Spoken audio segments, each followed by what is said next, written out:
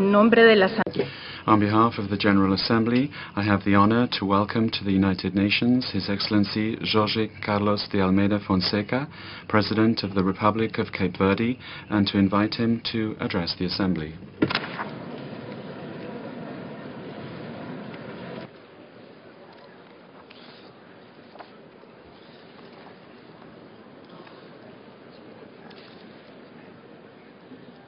Senhoras,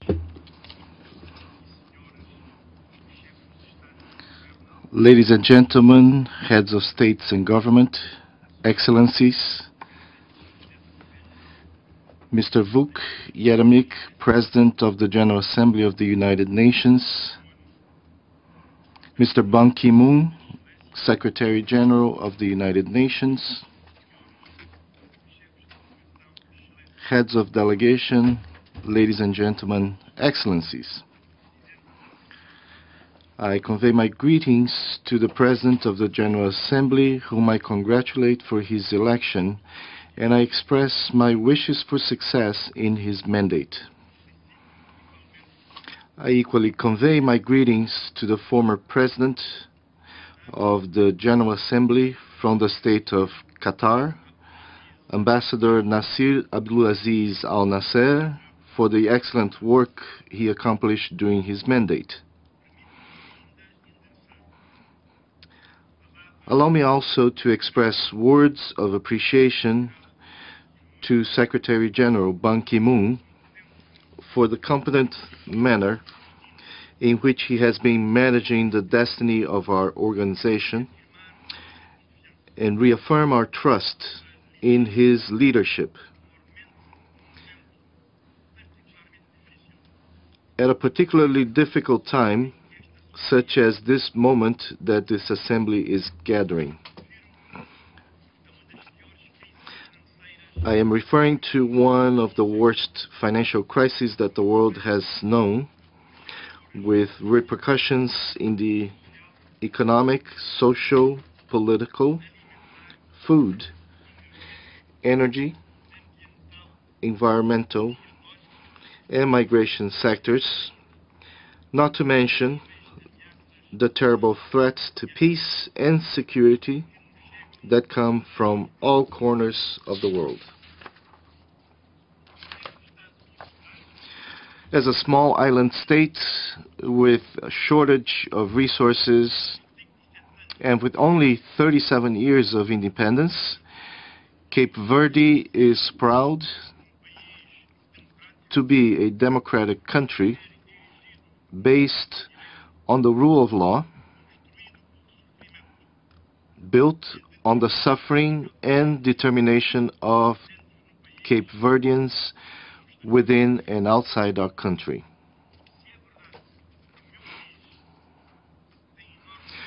Notwithstanding the fact that my country faces enormous difficulties in ensuring its own existence, and that overcoming them will require international solidarity, I believe that it can, almost modestly, although modestly, contribute towards finding solutions for important problems that threaten the troubled world of our times. Apart from the political stability that has characterized us, as well as the build-up and consolidation of a democratic system, the Cape Verdean nation that preceded the creation of the state can be considered an example of pacific coexistence among peoples originally from different countries, with different creeds, which incorporated into an original mixed culture open to the world and to the exchange of values. Mr. President, the option of a policy for peace, dialogue, and understanding in the resolution of conflicts, more than the manifestation and the assumption of such values, is the origin of the way of being and the way of living of the Cape Verdean people, of a culture of tolerance that has allowed throughout decades, almost 4 decades of its history, that such values and principles have shaped the country's policies.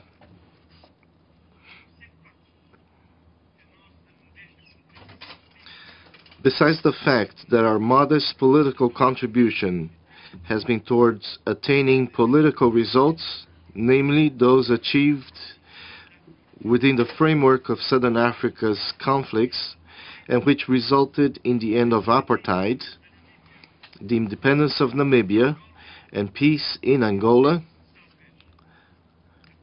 I understand that perhaps the largest contribution that we have been providing is the way of living as a people and as a culture. On the day-to-day life, we have been demonstrating that tolerance is possible. The exchange of values is a reality even in adverse conditions. It is this background that has allowed different governments and heads of states to maintain the same way of thinking in managing the foreign policy of Cape Verde, opting always for prioritizing the defense of a policy of peace and justice and the peaceful coexistence among peoples. We could almost say that our foreign policy has been the expression, or at least the translation, of our culture and our ideology. This reality that also guides me, and which I have been striving to further pursue, can be, in my opinion, an important contribution of Cape Verde to my continent and perhaps to other places in the world. Mr. President, on September 25th, the Constitution of the Republic of Cape Verde completed 20 years of existence. To some extent, this is an indication of the stability that we enjoy in our country, and that has allowed for presidential, legislative, and municipal elections to take place under alternate policies within the highest levels of normalcy. As a joyous coincidence, that critical date for my country coincides with the realization of the 67th session of the General Assembly of the United Nations, which is an exponent of the democracy at a planetary level in the process of renovation, and therefore I am very grateful to share this achievement with this venerable assembly. The Magna Law stipulates that our judicial order receives, with precedence in our internal order, the norms of common international law and that of the conventional law, lawfully approved and ratified. This unique aspect testifies in an eloquent manner the great importance that we place on institutions such as the United Nations and our option for principles that guide them. But we are aware that if these and other principles that are embedded in the Constitution, namely those that refer to the respect for human rights, do not percolate our culture, the Constitution will not be fulfilled in its entirety. Therefore, both within the country and in the diaspora, we have been urging all Cape Verdeans to further internalize the Constitution, which is a critical step to ensure its progressive and full realization. Mr. President, despite the serious questions that prevail in the world and the vulnerabilities that the Cape Verdean economy faces, with direct impact on the living conditions of the majority of our people, I must say, without false modesty, that I am proud of the trajectory followed by my country since independence to these days. At that time, our per capita GDP was $190, and today it has increased to $3,295. Several social indicators accompany this positive evolution, and today we are in a position to achieve the Millennium Development Goals. In fact, I can state that the human development, economic and financial indices registered in the biennial 2011-2012 had positive reviews from major international financial institutions.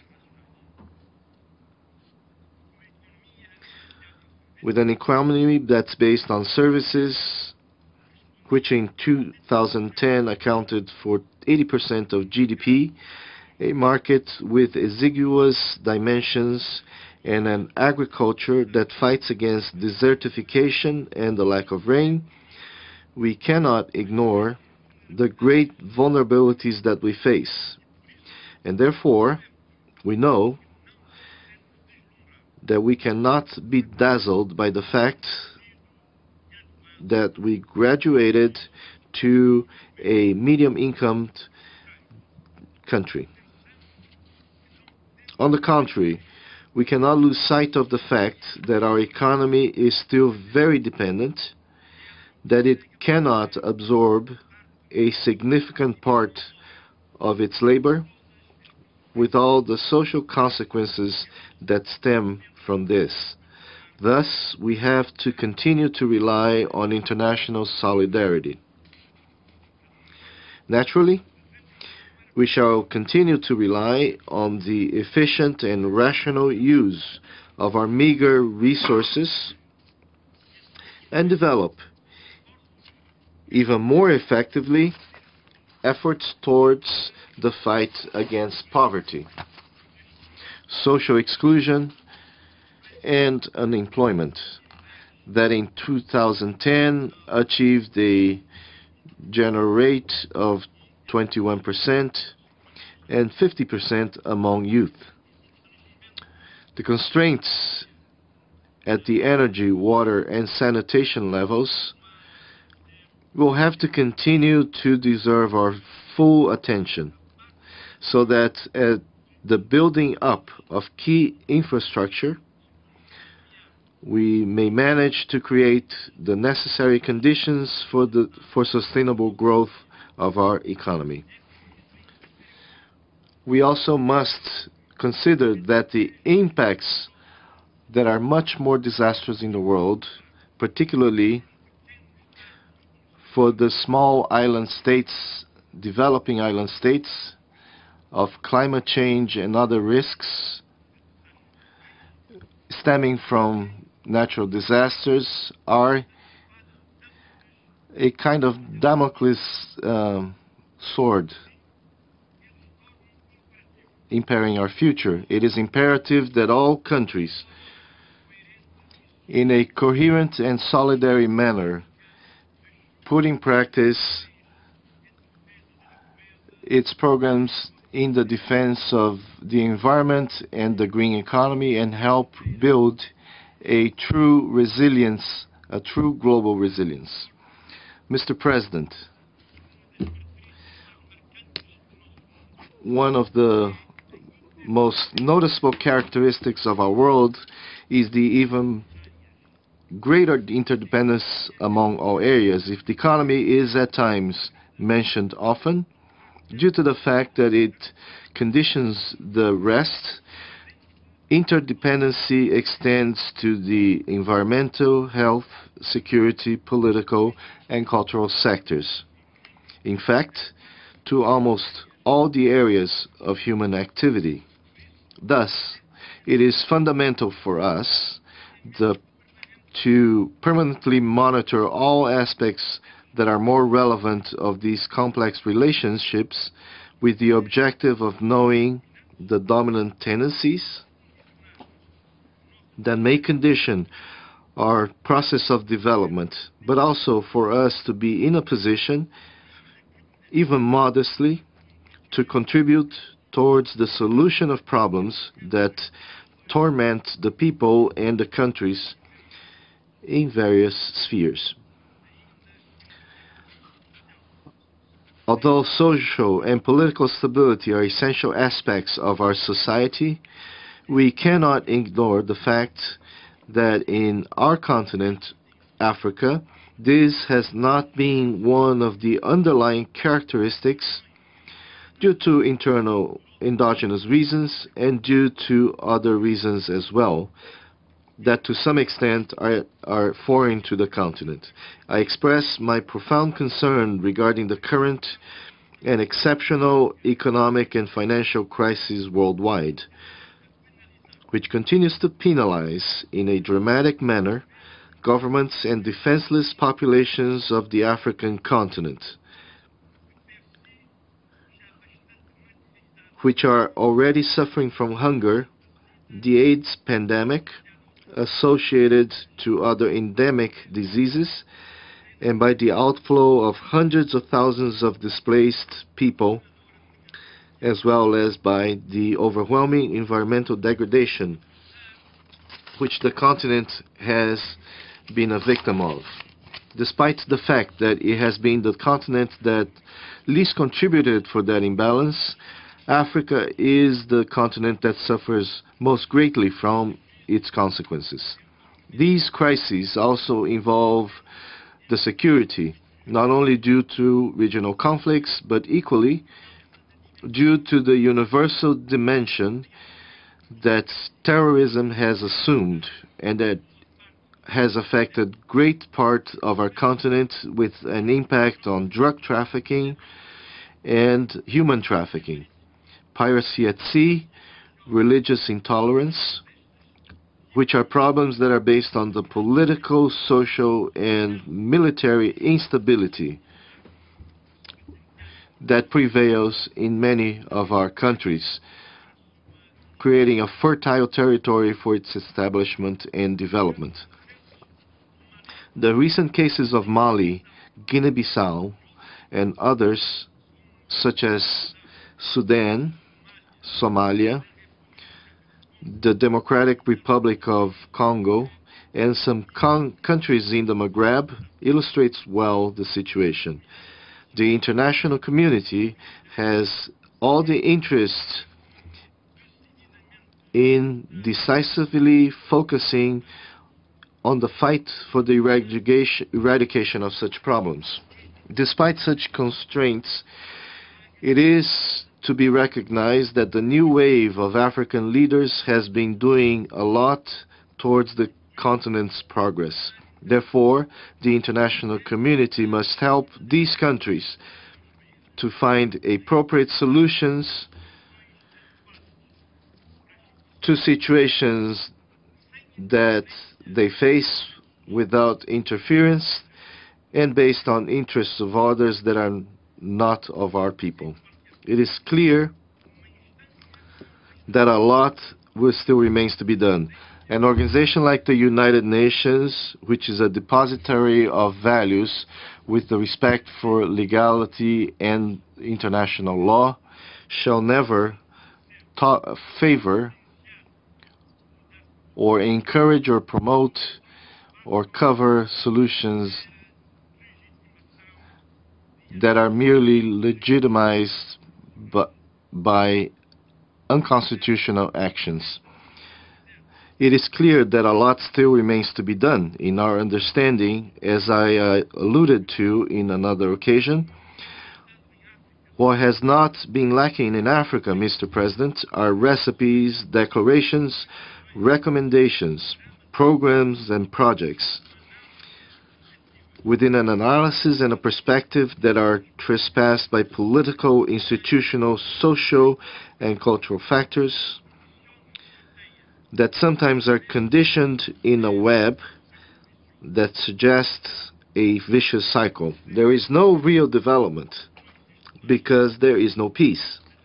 Democracy is not deeply rooted because it contradicts cultures and moral traditions. There is no peace because contexts of intolerance and social exclusion that take away from its citizens the possibility of building a free, just, democratic, and pluralistic society, thus strengthening, sometimes, the proliferation of armed conflicts and other social problems.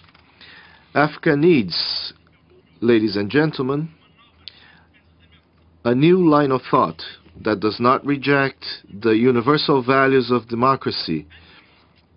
On the contrary, it must use these to enrich its own processes of development within a dialectic relationship between modernity and tradition, between freedom and the temptations of its conditioning, between the demands of the economic development and the fight against the exclusion and social inequality, between realism and preconceived notions. Africa needs to reconquer its self-confidence.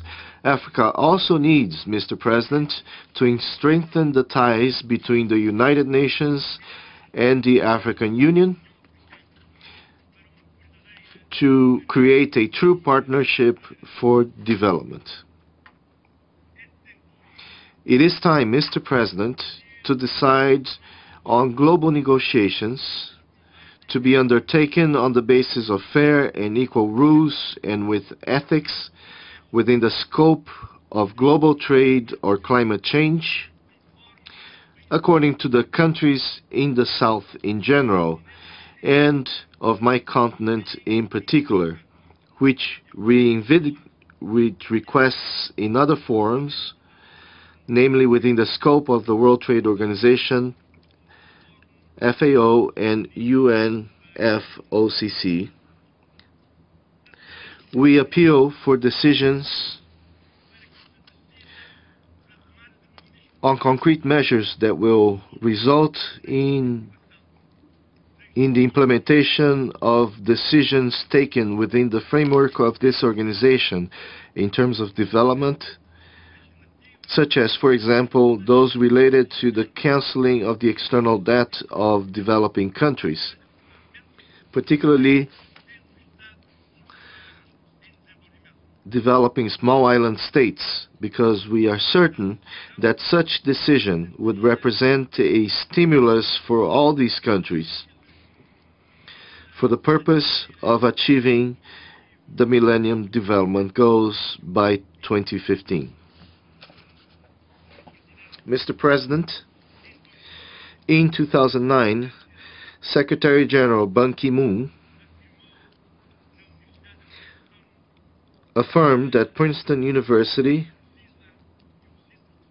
that the UN needs, and I quote, a new vision, a new paradigm, a new multilateralism, which would allow for the assurance of world economic and financial stability, launch an offensive against poverty, re-establish peace and stability, respond to climate change, improve health in the world, fight against terrorism, and guarantee the disarmament and non-proliferation.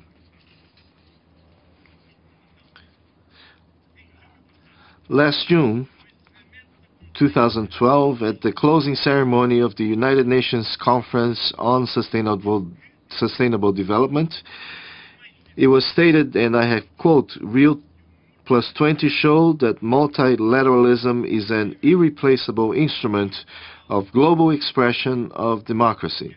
We reaffirm that these are the legitimate routes to develop solutions for the problems that affect the entire humanity.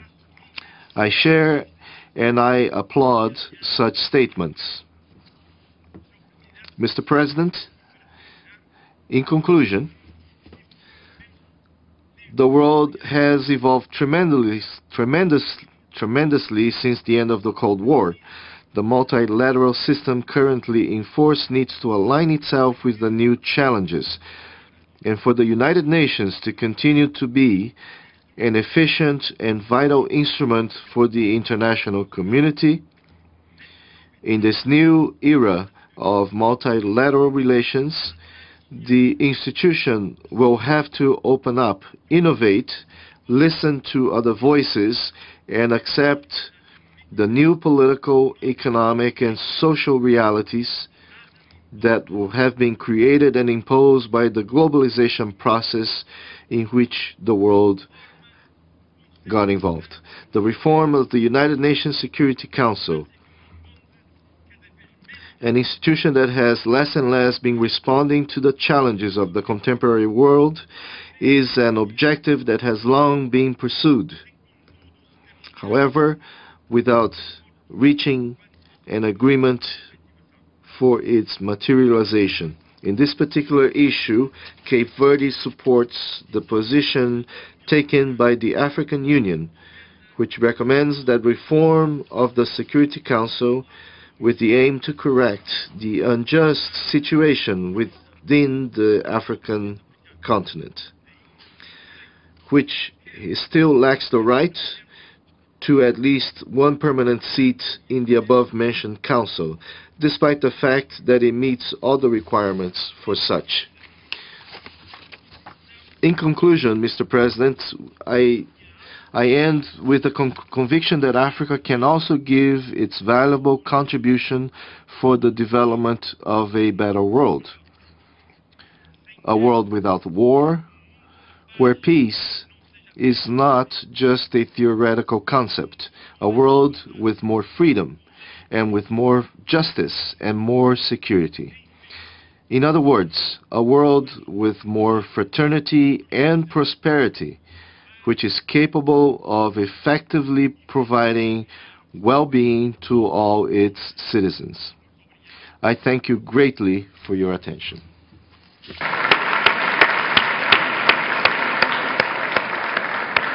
On behalf of the General Assembly, I wish to thank the President of the Republic of Cape Verde for the statement just made. May I request representatives to remain seated while we greet the President.